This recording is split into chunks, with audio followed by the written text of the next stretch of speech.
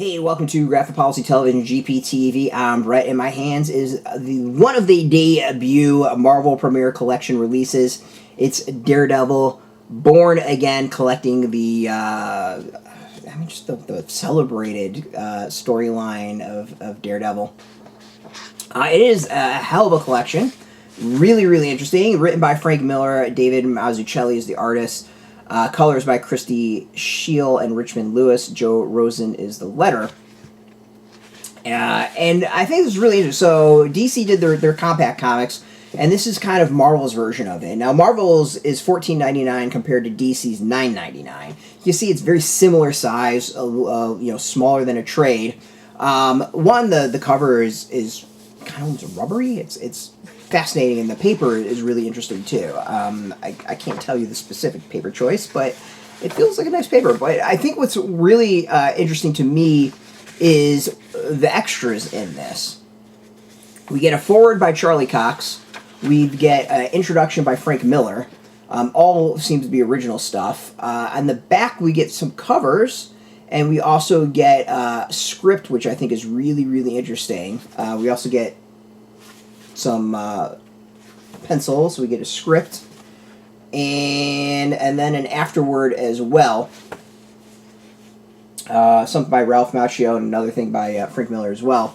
In 1987 as afterward from the Born Again trade to paperback there. So as far as comparing this to the DC compacts, this has way more. There's a lot more to it. Not only do you get the comics and the storyline, you also get nice forward, you get like an introduction, you get script, you get some extras in the back. Like, it's pretty packed. Now the story itself is fantastic. I mean, it's I don't know if this was the first time that Daredevil's identity has been found out by Kingpin, or just in general, but Kingpin finds out Daredevil's identity and goes to town on him and basically tears everything apart, breaking the man down to like the lowest level. So now the question is this the Kingpin doing this? Is it Daredevil, Matt Murdock, just going crazy? Like, no one really knows, but this is Matt at his lowest of lows. The story is just raw and so solid. The art is absolutely amazing. There's some things that I kind of hem and haw about it. Like, I always think that the Karen Page becoming a junkie and into porn and all that, like, just seemed a little extreme and a little bit almost too 80s, but like, it was very 80s thing, so it's not too surprising that they went that route. It just feels like a very 80s storyline.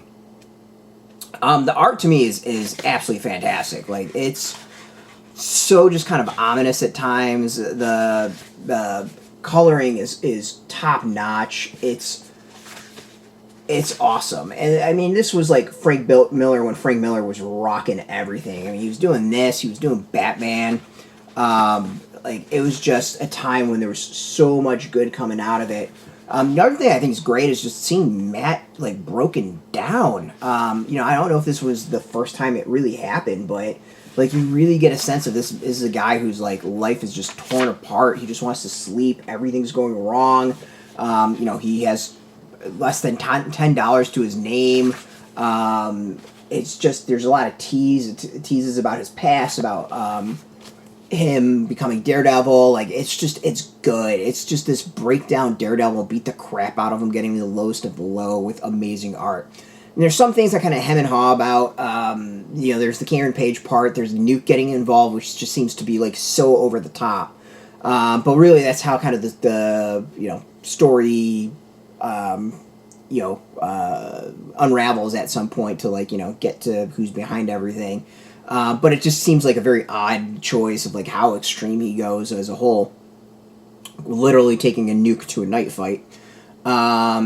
But it's good. Like, it's I think a really solid read. It holds up after all these years. It's really interesting listening to reading Kingpin talking about how he's a corporation and how people see he's a villain, and it's the media that's the problem, and some things just haven't seemed to really change. But, it holds up. This is a great way to read it. I think the $5 more than the DC Compact is kind of worth it. Like, the page quality the paper quality is really good. The cover quality is really good. And all those extras are in it. Almost makes it worth the $5. I would love it to be $9.99. I'm sure you can find it on sale for cheaper. I think I bought my copy for like $11. But it's a solid way to read this classic that you may have never read it before. And plus, it's really small. Great to go take on a trip. So check it out. It is out in shops. We got a link beneath this video. Put in your zip code to tell the comic shops near you. No shop, no problem. We have some links where you can purchase your own. There'll be affiliate links, so you do get a small percentage. And by doing that, you help support our site. So thank you so much. And speaking of support, just watching our video supports as always, so thank you for that. If you are into comics, check us out every day at graphicpolicy.com. We're on Facebook, Pinterest, Blue Sky, Tumblr, all that stuff. All at Graphic Policy, keeping it nice and consistent. Until next time, keep reading those comics and keep it geeky.